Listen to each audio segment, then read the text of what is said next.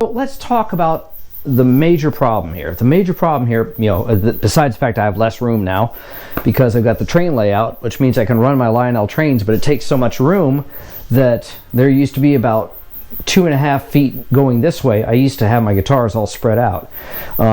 So maybe this will help me to get the video cropped in and look a little bit better. Today let's talk about the major problem with what you see here, which is I've got 4 guitars and 1 bass.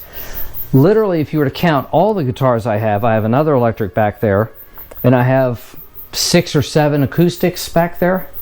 Of those, I have my guitar holder holds 6 or 7 guitars. Now this is a video not just for guitar players, because I don't need to explain this to guitar players, but I need to explain this to anyone who, you know, has any kind of a relationship whatsoever with the guitar players, and it's something we're not talking about, and it kind of offends me the way that people are kind of blowing this off as, well, it's, you know, as a subject of some humor.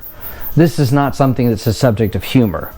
When you realize the problem that you have, then you need to do something about it, and right now I have no way to do anything about it.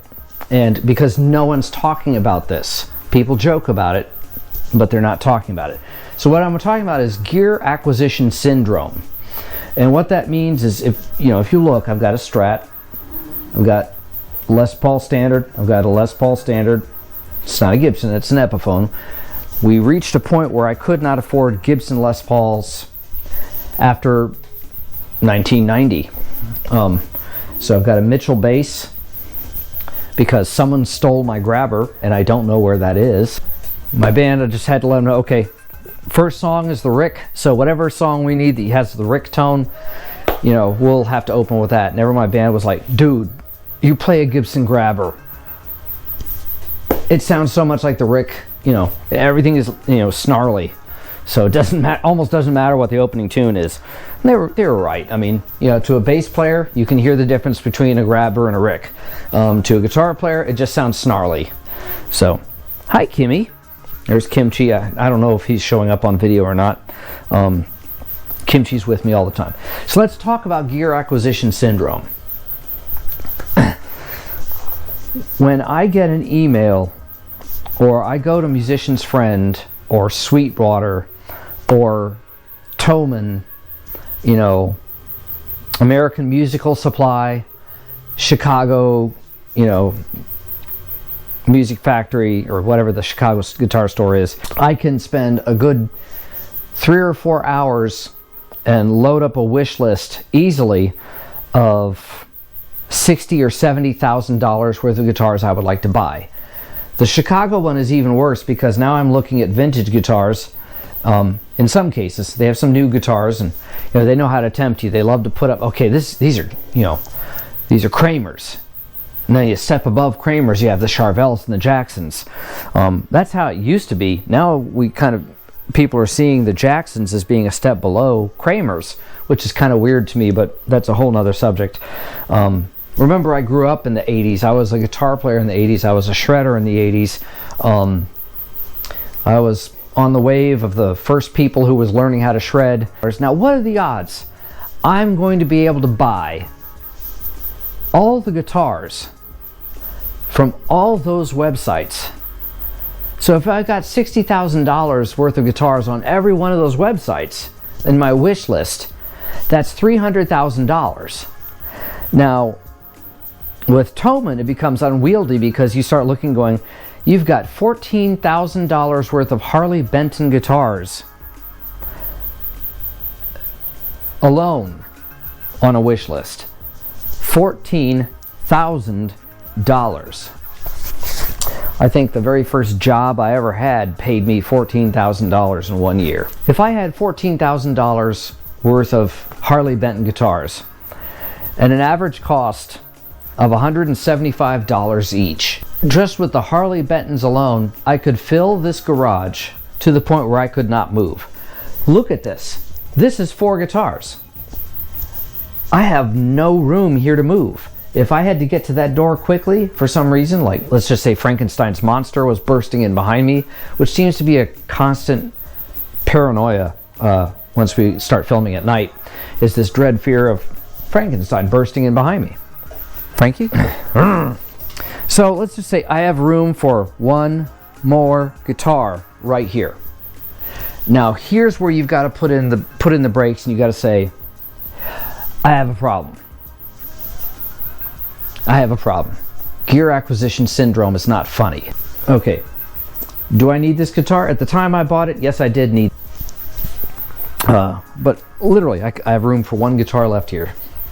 And if I had one guitar left to buy right now, it would be probably the Harley Benton double neck. Yeah, I would like the big tone trem guitar.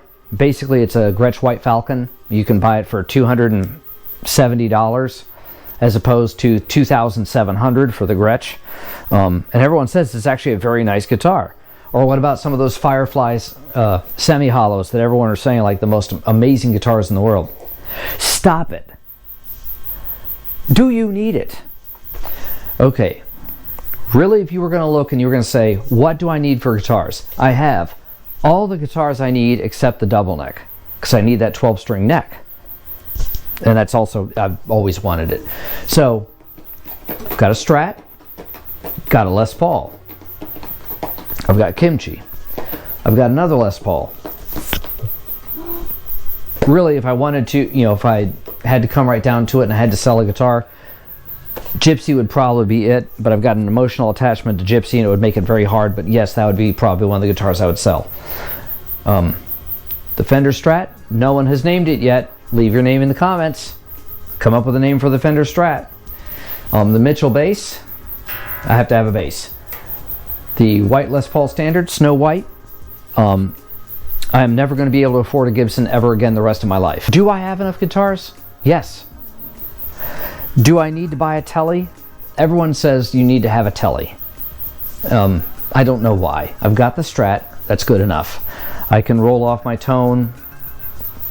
Everyone says they're easy, but then again, if you want easy, I've got the Les Paul. So there you go. I've got all the tonal variation I need. I'm a shredder, so what I'm going to need the most is I'm going to need a guitar that's built for shreds. That's going to be the Flying V. Would I love one of those new $2,000 Gibson Flying Vs? Well, I would like it if they had actually made it so it was like a 70s reissue. It's called a 70s reissue. It's a reissue that kind of generally points to the 70s, but it's not really. There's a few differences. The one thing they did get right was the neck. The way the neck is on that Flying V is the way the 70s neck was, the way it was raised up and created zero tension on the strings, and everyone says the pickups are really hot and it would be great. Am I ever going to be able to afford that? No. Do I need that guitar? I would love it. Do I need it? No. Do I need a 1959 reissue Gibson? No. Do I need a 1960s reissue Gibson Les Paul? Yes. No. No, I don't. You don't. How many guitars do you need? How many guitars can you have? If I wrote you a check for $20 million and said, here, go shopping, go buy some guitars, how many guitars could you fill your studio with? Unless you're like some of these guys that have the YouTube channels where they are paid professionally to play guitar. Or basically professionally paid to make YouTube videos. Hi, Kimchi. Okay, so that's pretty much going to end today's conversation. I would love for you to put your thoughts in the comments. Do you agree with me? Do you disagree with me? Disagreement is always welcome. I mean, I'm just giving you my thoughts on gear acquisition syndrome. So here's the bottom line. I only need the guitars I have and a double neck.